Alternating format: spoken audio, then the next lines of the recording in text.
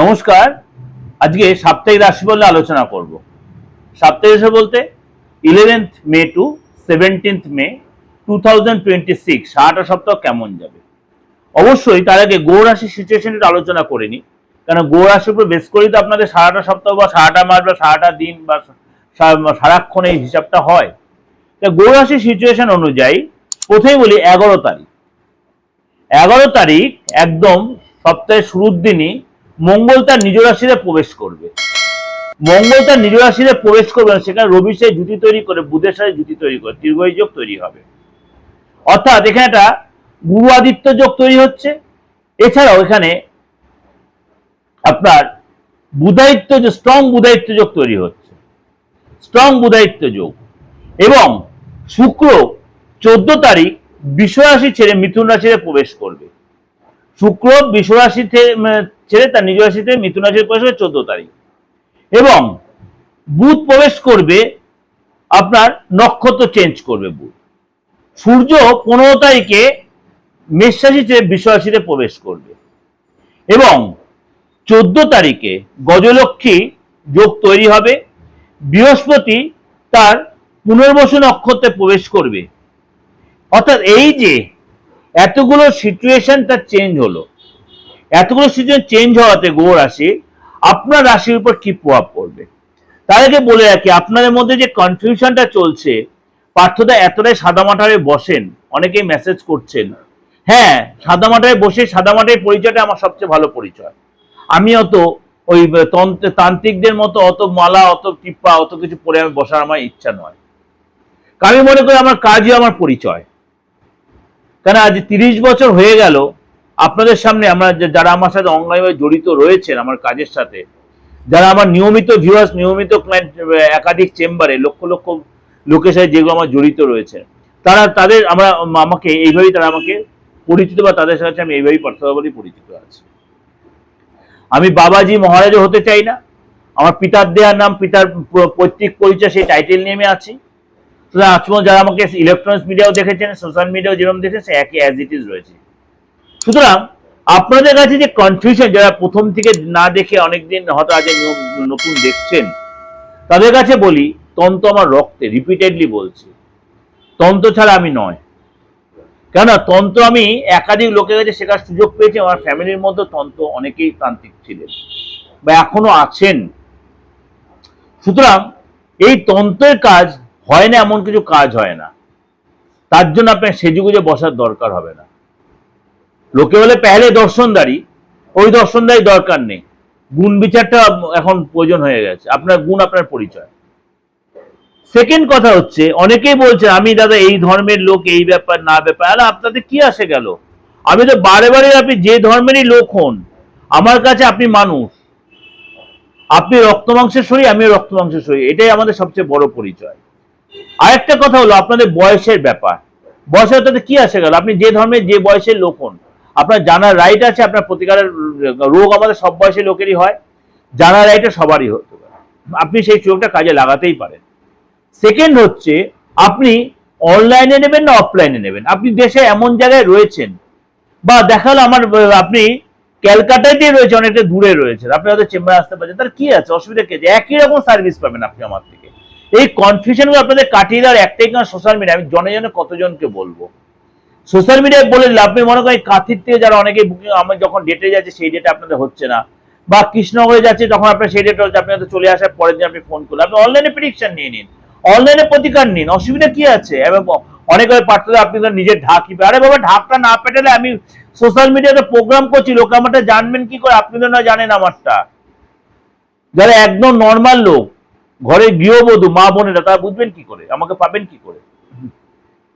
কিন্তু আমার যে সিস্টেমটা চালু হয়ে তাদের সেটা পৌঁছে দিতে হবে। তো সেকেন্ড, থার্ড, ফোর্থ হচ্ছে কিছু যোগ নিয়ে একটু আলোচনা করি। কালসর্প দোষ বলুন, মাঙ্গলিক দোষ বলুন, বা ধরুন কিছু গ্রহণ দোষ বলুন, গুরুচণ্ডাল দোষ বলুন, আদৌ বা সাপির দোষ বলুন। এই যে দোষগুলো, অনেকেই বলে আপনার চার্টে এই আছে ওই আছে, সে আদৌ হয়তো সেই দোষটা আছে কিনা সেটা দেখুন, বেশি না কম সেটা দেখুন, সেগুলো বুঝে তারপর রেকটিফাই করুন। আপনার যে রোগটা হয়নি সেই রোগের ওষুধ যদি আপনার শরীরে অ্যাপ্লাই করা হয়, তাহলে আপনার কি অবস্থা? তাহলে লোকটা সে মৃত্যুর সাথে যুদ্ধ করতো, মৃত্যু হয়ে যেতে পারে। তো সেরকম এটাও। সুতরাং আগে দেখে নিন আপনার বা আপনার যারা করছেন, মানে তান্ত্রিক তন্ত্র নিয়ে যারা কাজ করছে আমাদের জ্যোতিষ লেভেল বা তন্ত্র লেভেলে, তাদেরকেও বলি একটু লোকের সাথে, মানে নিজের ঘরের লোক মনে করুন, দেখবেন অনেকটাই আপনি ভালোভাবে তার সাথে সার্ভিসটা দিতে পারবেন। হয়তো আমাদের অর্থের প্রয়োজন আছে, কিন্তু এমন অর্থের প্রয়োজন নেই যে লোককে আমরা ভুল বুঝিয়ে সেই জায়গাটা করব। সেই প্রতিকারটা দরকার নেই, আমি তো করি না, অন্তত সেটা করব না। সার্ভিস আমাদের প্রফেশনে পুরো সেবামূলক প্রফেশন, বুঝলেন তো? সেবা দিতে হলে অবশ্যই আমাদের মনটা সেবার মতো হতে, অবশ্যই অর্থ নিবে, অর্থ নিতে হবে, কিন্তু তার জন্য এই নয় যে লোককে ভুল সাজেস্ট বা ভুল ডায়াগনোসিস করে ভুল করবো। যাই হোক, এটা অনেকটা জ্ঞান দিলাম, খারাপভাবে নেবেন না, সকলের জন্য বলে, সকলের ভালোর জন্য এটা বললাম। চলুন তাহলে জেনে নিই আজকে আপনার রাশি কি বলছে। জোডিয়াক সাইনের প্রথম রাশি হচ্ছে আপনার মেষ রাশি। মেষ রাশি এই সপ্তাহে কিন্তু মঙ্গল আপনার রাশিতে একদম সপ্তাহের প্রথম দিন প্রবেশ করে, আপনার যথেষ্ট সাপোর্টিভ। আপনার এই সময় বুধ আপনার রাশিতেই বসে আছে, রবি তো আপনার রাশিতে দীর্ঘদিন বসে আছে, রবি যাওয়ার সময়টা অর্থাৎ 15 তারিখে চলেও যাবে আপনার রাশির সেকেন্ড হাউসে। এই সময় কিন্তু আপনার রাগ কন্ট্রোল রাখবেন, আপনার মধ্যে কনফিডেন্স বাড়বে, ঊর্জা বাড়বে, আপনার মধ্যে একটা হেক্কারি ভাব বাড়বে, আপনার মধ্যে মানে রাগ জেদটাও কিন্তু বেড়ে যাবে, মানে হ্যান কারাঙ্গা ত্যান একটা ব্যাপার এসে যাবে, কিন্তু এটা কন্ট্রোল রাখবেন। কথায় কথায় রেগে গিয়ে দেখবেন অনেক মানে লোকের সাথে আপনি কোনো অশান্তি জড়িয়ে পড়ছেন, ভুলে এটা করবেন। আপনি স্টুডেন্ট হন, চাকরি করছেন, প্রফেশনে আছেন, বা আপনি হাউস ওয়াইফ যাই হন, আপনি মহিলা বা পুরুষ যাই হন, কিন্তু রাগটাকে কন্ট্রোল করেন। আপনার রাশির অধিপতি আপনার রাশিতে ঢুকছে, ইটস এ মিরাকেল। বাট এখানে অনেক অসাধ্য সাধন কাজ হবে, কিন্তু আপনার মধ্যে অহংকার, ঔদ্ধত্য, রাগ এগুলো কন্ট্রোল করতে, হেক্কারি ভাবটা করতে, সব কথা আপনি আকবারি করতে, সেটা ভুল হয়ে যাবে। অতিরিক্ত রাগ হয়ে মাথাটা যন্ত্রণা, আপনার যে প্রেশার ইয়ে হন, রুগী হন, অবশ্যই প্রেশারটা যাচাই মানে কন্ট্রোলে রাখবেন, প্রেশার ওষুধ খাবেন, এগুলো আপনাকে একটু যাচাই করতে হবে বা কন্ট্রোলে রাখতে হবে। বিনা কারণে কোনো অশান্তি ঝামেলা জড়াবেন না, কোনো আইনি ঝামেলা জড়াতে যাবেন না, কাউকে উপযোগে জ্ঞান দিতে যাবেন না, এগুলো মেনটেন করতে হবে। আপনি যদি কোনো সরকারি কাজ যুক্ত থাকেন, সেখানে অবশ্যই মেনটেন করবে, আপনার বসের সাথে অবশ্যই সুসম্পর্ক থাকবে, কিন্তু সেটা মেনটেন করার চেষ্টা করবেন। এবং অবশ্যই আপনার কাজটা করে তারপরে আপনি যা কাজ করুন, আপনি কাজটা ঢিলেমি করবেন, ফাঁকিবাজি করবেন না। আপনার আত্মবিশ্বাস ভরপুর থাকবে, কনফিডেন্স থাকবে, অর্থ লাভ হবে, একাধিক সূত্রে আপনার অর্থ লাভ হবে। এবং আপনার দেখা যায় কেউ আপনার উপযোগে হেল্প করছে, অবশ্যই সেই হেল্প একটু যাচাই করে নেবেন যে হঠাৎ সে আমাকে হেল্প করতে আসছে কেন। আপনি কিন্তু উপযোগে কাউকে হেল্প করবেন না, অর্থ দিয়ে বিশেষ করে কাউকে এই সময় টাকা ধার দেবেন না। আপনার এই সময় প্রতিষ্ঠা লাভ হবে, আপনি শরীর স্বাস্থ্য ভালো থাকবে, মনের ঊর্জা তৈরি হবে, আপনি যে অবিবাহিত বিয়ের যোগাযোগ তৈরি হবে, আপনার প্রেমটা বিয়েতে রূপান্তরিত হবে। এবং এই সময় কিন্তু আপনার মধ্যে আলাদা একটা বুদ্ধির জায়গা তৈরি হবে, আপনার নিজের ব্রেনটা আপনি কাজে লাগাতে পারবেন, কেন বুধায়িত্ব যে আপনার রাশিতেই তৈরি হচ্ছে। আপনার বসের সাথে সুসম্পর্ক তৈরি হবে, আপনার বাবার সাথে সুসম্পর্ক তৈরি হবে, আপনি বাবার কাছ থেকে কিছু পেতে পারেন, পৈতৃক কিছু লাভ হতে পারে। বা আপনি বিবাহিত হন, আপনি দেখা যায় দীর্ঘদিন বাড়ির বাইরে আছেন, আপনি সেখানে বাবার বাড়িতে তাদের সাথে আপনি অনেকটা সময় কাটালেন, বা আপনি কোনো অনুষ্ঠানে গেলেন, সেখানে গিয়ে আপনি অনেকটা একটা মধ্যমণি হয়ে গেলেন। এগুলো কিন্তু এই সময়টা আপনার চলবে, অর্থাৎ এই সপ্তাহে কিন্তু আপনি লোকের কাছে একটা গুরুত্বপূর্ণ ব্যক্তি হবেন। আপনি কোনো রাজনৈতিক ব্যক্তিত্ব যদি, অবশ্যই ঠান্ডা মাথায় থাকবেন, ডিসিশনটা ঠিক মতো নেবেন, তাড়াহুড়ো করবেন না।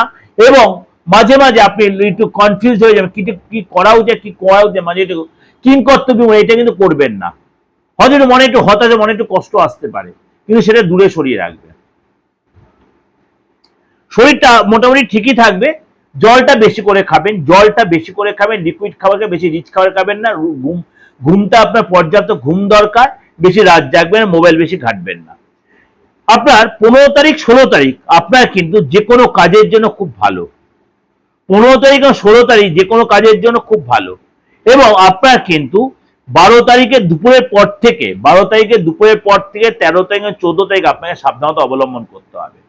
15 তারিখ 16 তারিখ যে কোনো কাজের জন্য খুব ভালো, 12 তারিখ দুপুরের পর থেকে 13 তারিখ 14 তারিখ আপনাকে সাবধানতা অবলম্বন করতে, অবশ্যই সেটা মেনটেন করে চলবেন। আর অবশ্যই লোকে যে কথাবার্তা বলার সময় একটু নরম হয়ে কথা বলে, সংযত হয়ে কথা বা ভাষা মেনটেন করবেন, ভাষার সময় সংযত হবেন। এবং অবশ্যই নিজে কি বলছেন, কোথায় কমিট করছেন বা কোথায় কি করছে, সেটা একটু বুঝে শুনে করবেন, তাড়াহুড়া করবেন না। এটা আপনাদের একটা ওভারঅল প্রেডিকশন দিলাম, অবশ্যই ভালো লাগবে, অবশ্যই ভালো লাইক করবেন। যেটা এক কথায় বারবার বলছি, যোগাযোগ করতে হবে একই নাম্বার, অপরিবর্তিত নাম্বার। যতদিন থাকবো ততদিন এই নাম্বারটাই থাকবে, 89107333, এটাই আমার হোয়াটসঅ্যাপ, এটাই আমার কলিং, এটাই আমার আপনার হচ্ছে ফোনপে বা ইউপিআই যা বলুন। সুতরাং এটাই আপনি যেরকম ভাবে আমি বা আমার সহকারী আপনাকে সহায়তা করবে। ভালো থাকবেন, নমস্কার।